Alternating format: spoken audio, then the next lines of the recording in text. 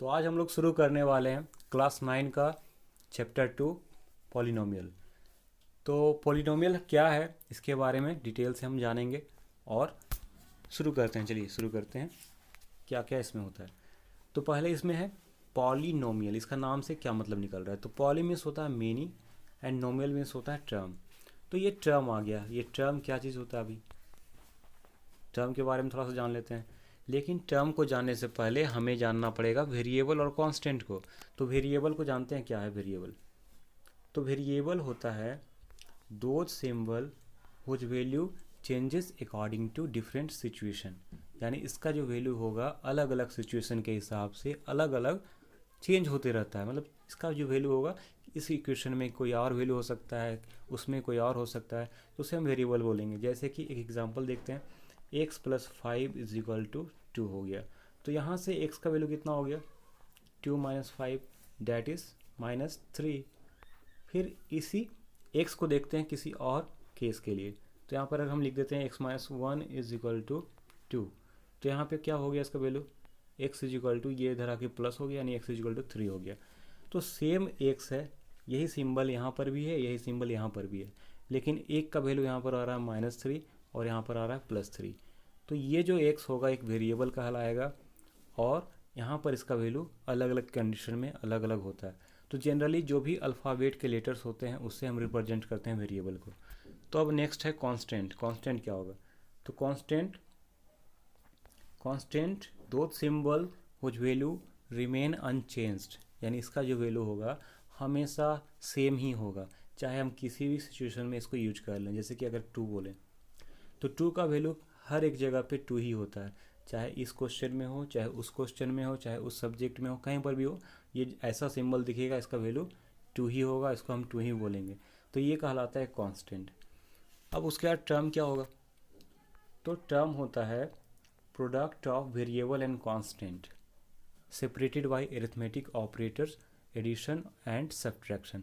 यानी टर्म्स क्या है? ये वेरिएबल और कांस्टेंट का प्रोडक्ट होता है। जैसे कि अगर हम यहाँ पे लिख दिए 2x प्लस 3y, तो यहाँ पर 2 जो है क्या है? कांस्टेंट है और x जो है वेरिएबल है।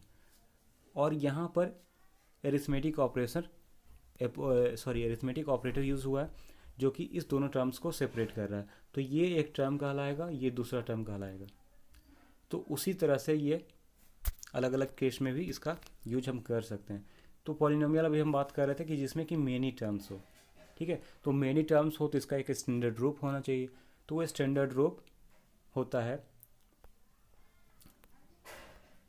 देखते हैं क्या होता है। तो इसका स्टैंडर्ड फॉर्म होता है, इसको हम रिप्रेजेंट करते हैं पी एक्स से, और ये होता है a n to the power a n into x to the power n plus a n minus 1 x to the power n minus 1। इस तरह करके ये डिसेंडिंग ऑर्डर, इसका पावर जो है डिसेंडिंग ऑर्डर में घटते हुए चला जाता है। तो ये इसका स्टैंडर्ड फॉर्म होता है जो कि हम आगे मेंशन करके रखें हैं, और इसका एग्जांपल भी वहाँ पे हम लोग देखेंगे। तो चलिए शुरू करते हैं आगे। तो ये हमारा जनरल फॉर्म है, यहाँ देख सकते हैं general form of polynomial function. तो यहाँ पर हमने पी एक्स से रिप्रेजेंट किया पॉलिनोमियल को, और ये इसका जनरल फॉर्म है। यानी जनरल फॉर्म क्या लिखा हुआ है? A n into x to the power n plus a n minus 1 into x to the power minus n minus 1 plus ऐसे जा करके ए जीरो तक आएगा। यानी इसमें जो बड़ा वाला पावर होता है वो सबसे पहले लिखाता है। और एक चीज़ और जान लीजिए, यहाँ पर जो ए एन है, ए एन माइनस 1 है, उसी तरह से ये जो भी टर्म है जो कि कांस्टेंट होता है वो कहलाता है कोफिशिएंट। जैसे कि अगर हम ए एन की बात करें तो a n is the coefficient of x to the power n. अगर आपसे पूछ दिया जाए कि what is the coefficient of a to the power x to the power n, तो वहाँ पर आपका आंसर होना चाहिए ए एन जो है उसका कोफिशिएंट हो जाएगा। तो कोफिशिएंट भी दो तरह के होते हैं, एक होते हैं लिटरल कोफिशिएंट और एक होते हैं न्यूमेरिकल कोफिशिएंट। तो लिटरल कोफिशिएंट कहने का मतलब क्या है कि जैसे कि अगर हम यहाँ 3x लिख दिए, ठीक है, तो 3x लिख दिए, तो लिटरल कोफिशिएंट यानी क्या होगा? इसका वेरिएबल वाला पार्ट, यानी 3 का लिटरल कोफिशिएंट है x। और अगर हम न्यूमेरिकल कोफिशिएंट की बात करें तो x का न्यूमेरिकल कोफिशिएंट है 3। तो ये दो तरह के कोफिशिएंट होते हैं। यानी अगर लिटरल कोफिशिएंट पूछा जाए कि what is the literal coefficient of 3, then you have to answer x। And if you have to ask what is the numerical coefficient of x, then you have to say 3। तो यहाँ पर आपको ध्यान में रखना है इस दोनों को। एक चीज़ और यहाँ पर है डिग्री। तो डिग्री क्या होता है? तो डिग्री जो होता है वो होता है हाईएस्ट पावर। जैसे कि कोई पॉलिनोमियल है तो उसका सबसे बड़ा पावर जो होता है वही डिग्री कहलाता है। यानी highest power of any polynomial is called degree of that polynomial. जो भी उसका सबसे बड़ा पावर है वही कहलाता है डिग्री। जैसे कि अगर इस एग्जांपल में हम देखें तो यहाँ पर x to the power n सबसे बड़ा पावर है। तो यहाँ पर ये जो पॉलिनोमियल है वो एन ऑर्डर का, यानी इसका जो डिग्री क्या होगा, एन हो जाएगा। इसमें एक चीज़ और ध्यान रहे कि जो भी यहाँ पर पावर है वो पावर रहना चाहिए होल नंबर। पावर हमेशा होल नंबर ही रहेगा। अगर इसके अलावा रेशनल नंबर ये आ जाए या फिर डेसिमल नंबर आ जाए या फिर फ्रैक्शन आ जाए, रेशनल वो तो हो गया, तो इस तरह का जो भी आ जाए तो वो पॉलिनोमियल नहीं कहलाता। नेगेटिव आ जाएगा तो भी पॉलिनोमियल नहीं कहलाएगा। जैसे कि अगर आपसे पूछ दिया जाए कि check which of the following is polynomial, और उसमें दे दिया जाए आपसे कि p x is equal to x to the power 3 plus x to the power minus half, इस तरह करके आपको दे दिया जाए, तो जैसे ही आपको माइनस आ जाए या फ्रैक्शन आ जाए तो ये पॉलिनोमियल है ही नहीं। तो ये क्या बोलना है कि not polynomial, this is not a polynomial. तो इस तरह से आपको degree, order, coefficient, literal coefficient, numerical coefficient, I think आपको ये क्लियर हो गया होगा। तो अब अगले टॉपिक की तरफ आते हैं। तो ये डिग्री ऑफ पॉलिनोमियल से रिलेटेड एक क्वेश्चन है, एग्जाम्पल है, उसे हम देख लेते हैं। तो इसमें पूछा गया find the degree of each of the polynomials given below. यानी जो जो पॉलिनोमियल यहाँ पे दिया गया है उसका आपको डिग्री बताना है। तो एक चीज़ ध्यान रखिएगा कि सब पावर जो होना चाहिए वो हमेशा डिसेंडिंग ऑर्डर में रहेगा, घटते क्रम में रहेगा। तो यहाँ पर तो अरेंज है, नहीं रहेगा तो भी अरेंज कर लीजिएगा जब आपको क्वेश्चन सॉल्व करना होगा तब। लेकिन इस केस में आप देखिए सबसे बड़ा पावर का इसका क्या है, इसका सबसे बड़ा पावर है 5, तो इस पॉलिनोमियल का डिग्री हो गया 5। सेकेंड क्वेश्चन में देखिए, सेकेंड क्वेश्चन में इसका हाईएस्ट पावर है 3, तो इसका डिग्री कितना होगा, 3 हो जाएगा। थर्ड क्वेश्चन में केवल और केवल एक टर्म है जो कि कांस्टेंट टर्म है। तो हमेशा याद रहे कि कांस्टेंट टर्म का डिग्री 0 होता है, क्योंकि हमने पढ़ा है कि anything raise to the power 0 is equal to 1। यानी हम क्या लिख सकते हैं इसको, 2 को हम क्या लिख सकते हैं, 2 into x to the power 0 and that can be written as 2। तो यहाँ पर क्या है, इसका पावर 0 है, इसलिए इसका डिग्री 0 होता है। तो एक बात हमेशा ध्यान रहे कि कोई भी कांस्टेंट फंक्शन रहेगा तो उसका डिग्री 0 होगा। अब जीरोज ऑफ पॉलिनोमियल कैसे होता है और क्या होता है? तो जीरो ऑफ पॉलिनोमियल समझिए पहले क्या है।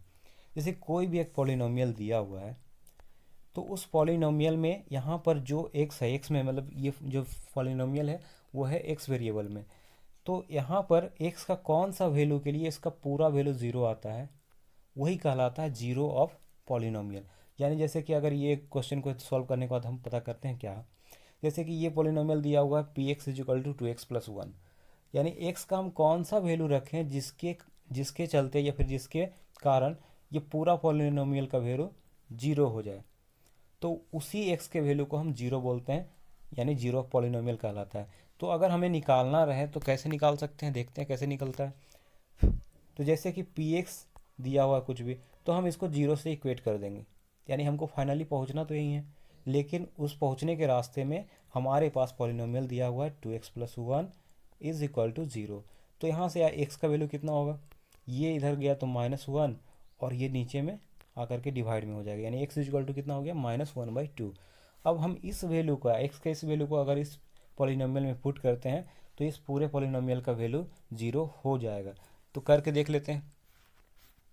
जैसे देखिए यहाँ पर p x is equal to 2x plus 1 है, तो अगर हम निकाल लें p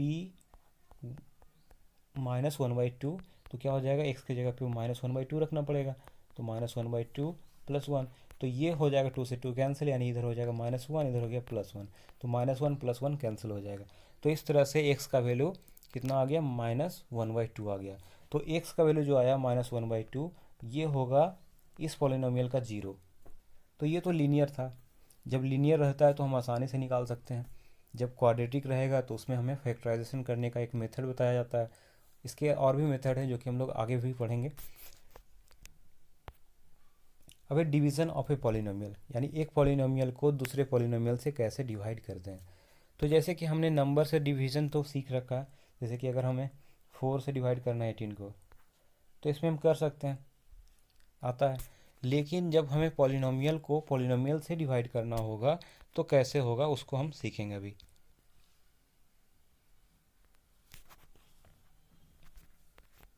तो देखिए, पहले तो आपको लिख देना है x-1, और इधर क्या है 3x⁴ -4x⁴, ऐसे करके लिख देना है, ठीक है। तो इसे हम आगे सॉल्व करके भी रखें। तो पहले आपको देखना क्या है, कैसे होगा उसको देखिए। तो पहले इसका डिग्री देखना है, तो इसका डिग्री 1 है और इसका डिग्री कितना है 4 है। तो एक बात आप ध्यान रखिएगा कि हमेशा जो ये डिवाइज़र है, ये क्या है, डिवाइज़र, और ये डिविडेंड है।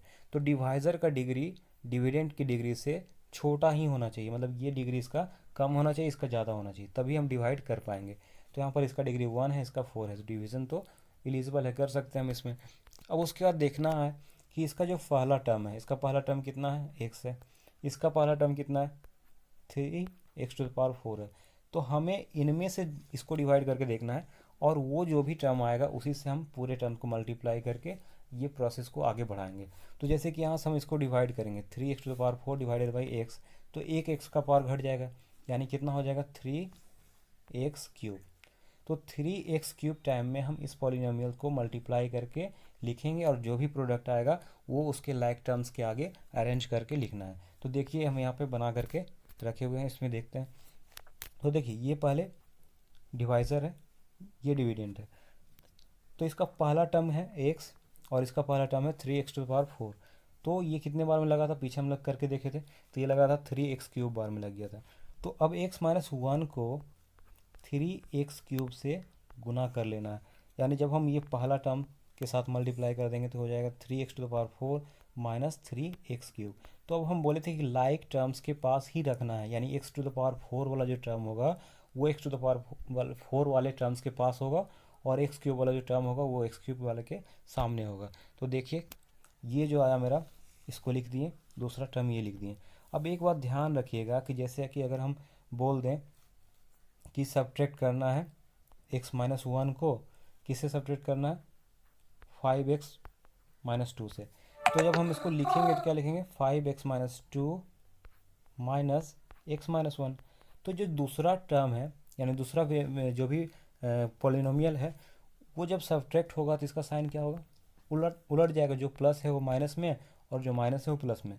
तो हम ऐसा नहीं करके डायरेक्ट यहीं पे इसका साइन को उलट देते हैं। साइन उलटने का रीज़न जो है, यही रीज़न है इसका।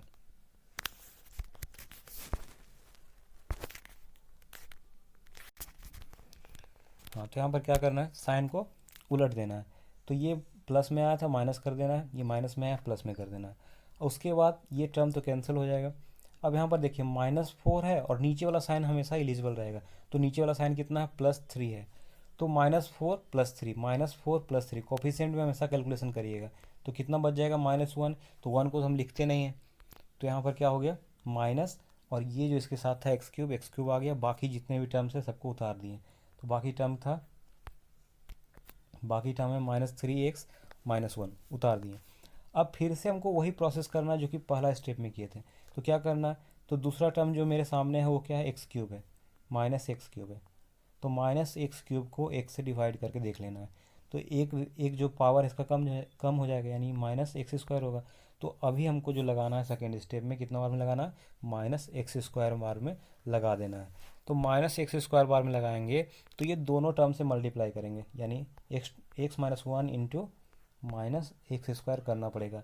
तो ये वाला टर्म इसके साथ गुना होगा तो क्या होगा, -x³, और ये माइनस माइनस प्लस x²। तो x³ वाले को x³ वाले के सामने, x² वाले को x² वाले के सामने रख देना है। तो यहाँ पर देखिए x³ और ये हो गया x²। तो x² का कोई भी टर्म यहाँ पे नहीं था, x² वाला कोई भी टर्म यहाँ पर नहीं था। तो हमें उसको एज इट इज़ लिख देना है, क्योंकि हमेशा ध्यान रहे लाइक टर्म्स के आगे ही उसको लिखना होता है। तो यहाँ से ये टर्म तो कैंसिल हो जाएगा साइन को चेंज करने के बाद, लेकिन इसका कोई लाइक टर्म है नहीं, तो ये एज इट इज़ आ जाएगा, और बाकी जो भी टर्म है वो भी एज इट इज़ आ जाएंगे। अब उसके बाद फिर से नेक्स्ट वही सेम प्रोसेस होगा। तो अभी हमारे सामने सबसे आगे में है -x²। तो माइनस एक्स स्क्वायर को एक्स से डिवाइड करेंगे तो होगा माइनस एक्स। तो अब माइनस एक्स बार में लगाएंगे, तो माइनस एक्स बार में लगाएंगे दोनों टर्म्स को गुना करना पड़ेगा। तो x minus one into minus x करना है। तो यहाँ से पहला को गुना करेंगे तो हो जाएगा माइनस एक्स स्क्वायर, और ये माइनस माइनस प्लस एक्स, यानी ये हो जाएगा पहले के सामने और ये होगा दूसरे के सामने। तो देखिए minus x square plus x आ गया। अब इसका साइन को उलट देना है, उलटने के बाद ये कैंसिल हो जाएगा। अब देखिए माइनस थ्री एक्स है और यहाँ पर भी माइनस एक्स है, तो माइनस माइनस प्लस हो जाएगा, तो माइनस फोर एक्स, और ये उतर गया एज इट इज़। उसके बाद देखिए हमारे सामने पहला टर्म है minus four x divided by x, तो एक्स एक्स कैंसिल हो गया, तो बच गया माइनस फोर। तो माइनस फोर बार में लगा देना है। अब माइनस फोर बार में लगाएंगे तो दोनों को गुना करेंगे उससे, ये हो गया माइनस फोर एक्स और प्लस फोर। तो ये लिखने के बाद शायद दोनों टर्म कैंसिल ना हो, एक टर्म कैंसिल हो रहा है और कुछ रिमाइंडर बच जा रहा है। तो ये जो प्रोसेस है, मतलब एक डिवीज़न को सीख लीजिए अच्छे से, और इसी तरह सारा डिवीज़न होते जाएगा। तो इस वीडियो में बस इतना ही। Thank you.